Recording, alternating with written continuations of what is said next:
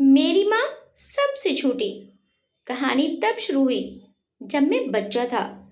मैं एक गरीब परिवार के बेटे के रूप में पैदा हुआ था। खाने के लिए भी हमें अक्सर भोजन की कमी हो जाती थी। जब भी खाने का समय होता, माँ अक्सर मुझे अपने हिस्से का खाना दे देती थी। जब वह मेरे कटोरे में अपना चावल निकाल रही होती, तो मैं कहती थी, ये चावल खा लो बेटा, मुझे भूख नहीं है। वह था मेरी माँ का पहला झूठ। जब मैं बड़ा हो रहा था, मैंने ये देखा कि मेरी माँ दृढ़ निश्चयी है। हमारे घर के पास एक नदी थी, उसमें कई लोग मछलियां पकड़ा करते थे। अपने खाली समय में माँ मछली पकड़ने के लिए चली जाती। उसे उम्मीद थी कि उसे जो मछलियां मिलेंगी वे मुझे मेरे विकास के लिए थोड़ा सा पौष्टिक भोजन दे सकती है। मछलियां पकड़ने के बाद वह मछलियों से एक ताज़ा मछली का सूप बनाती थी, जिससे मेरी भूख बढ़ जाती थी। जब मैं सूप खा रहा होता, तो माँ मेरे पास बैठ जाती और बचा हुआ मछली का मांस खाती, जो अभी भी उस मछली की हड्डी पर चिपका होता, जिसे मैंने खाया नहीं होता।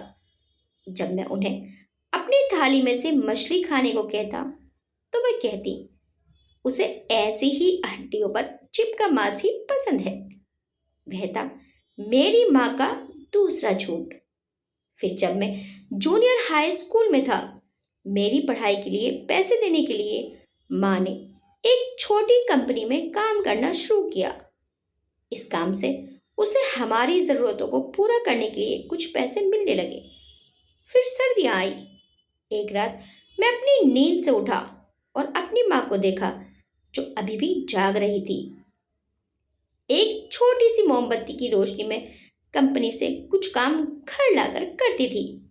मैंने कहा, माँ सो जाओ, देर हो चुकी है, कल सुबह तुम्हें काम पर भी जाना है। माँ मुस्कुराई और बोली, सो जाओ बेटे, मैं बिल्कुल थकी नहीं हूँ, और वैसे भी मुझे काफ़ी देर से नींद आती है। वह था मेरी माँ का तीसरा झूठ। मेरी अंतिम परीक्षा के समय माँ ने मेरे साथ चलने के लिए अपने काम से छुट्टी मांगी।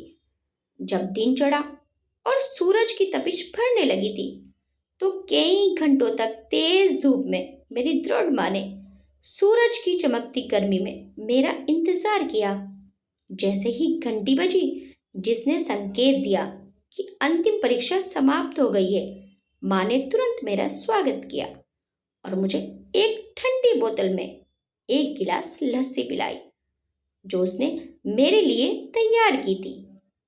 बहुत गाढ़ी लस्सी, लेकिन मेरी माँ के प्यार से ज़्यादा गाढ़ी नहीं। अपनी माँ को पसीने से लथपथ देखकर मैंने तुरंत उसे अपना गिलास दिया और उसे भी पीने के लिए कहा।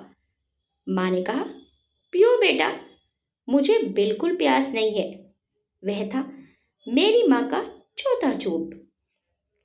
बीमारी के कारण मेरे पिता की मृत्यु के बाद मेरी गरीब माँ को एकल माता पिता के रूप में अपनी भूमिका निभानी पड़ी।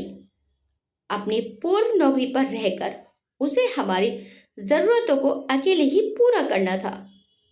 हमारे परिवार का जीवन अधिक जटिल था, बिना कष्ट के दिन नहीं।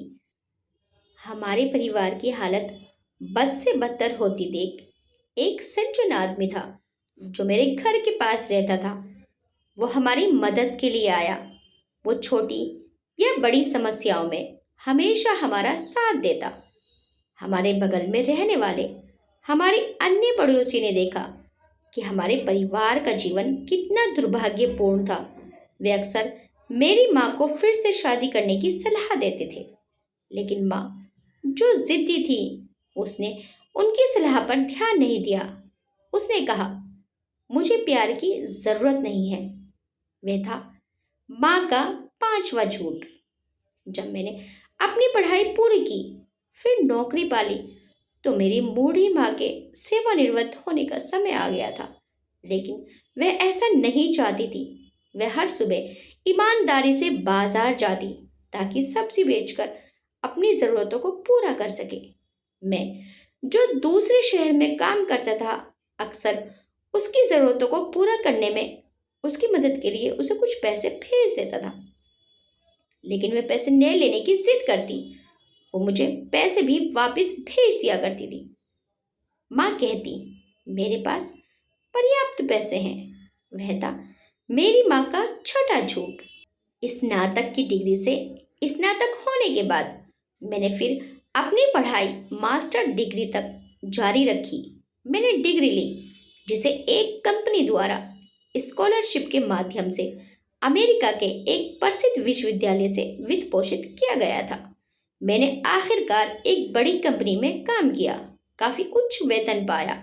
मैंने अपनी माँ को अमेरिका में अपने जीवन का आनंद लेने के लिए ले जाने का इरादा जाहिर किया। लेकिन मेरी प्यारी माँ अपने बेटे को परेशान नहीं करना चाहती थी। उसने मुझसे कहा, मुझे इसकी आदत नहीं है, मैं वहाँ नहीं रह पाऊंगी, मेरा मन नहीं लगेगा वहाँ। वह था मेरी माँ का सातवां झूठ। वृद्धावस्था में प्रवेश करने के बाद माँ को पेट का कैंसर हो गया और उन्हें अस्पताल में भर्ती करना पड़ा। मैं, जो मीलों दूर और समुद्र के उस पार रहता था, सीधे अपनी प्यारी माँ से मिलने घर गया। ऑपरेशन के बाद वह बिस्तर पर कमजोरी के कारण लेटी हुई थी। माँ, जो इतनी बूढ़ी लग रही थी, गहरी तड़प से मुझे देख रही थी। उसने अपने चेहरे पर मुस्कान बिखेरने की कोशिश की, लेकिन बीमारी के कारण वह ऐसा नहीं कर पा रही थी। देखते ही स्पष्ट हो गया था कि बीमारी ने मेरी माँ के शरीर को कैसे तोड़ दिया, इसलिए वे इतनी कमजोर और पतली लग रही थी। मैंने अपने चेहरे पर बहते आंसुओं के साथ अपनी माँ को देखा। माँ को उस हालत में देखकर मेरा दिल आहत हुआ, इतना कि मैं बता भी नहीं सकता। लेकिन मेरी माँ ने अपनी पूरी ताकत से कहा, रो मत मेरे बच्चे, मुझे दर्द नहीं हो रहा है। वह था मेरी माँ का आठवां झूठ। अपने जीवन का यह आखिरी झूठ बोलने के बाद माँ ने हमेशा के लिए अपनी आंखें बंद कर ली। मेरी माँ और उसके सभी झूठ हमेशा मेरे दिल में रहेंगे। आपको ये कहानी कैसी लगी हमें कमेंट करके ज़रूर बताइएगा।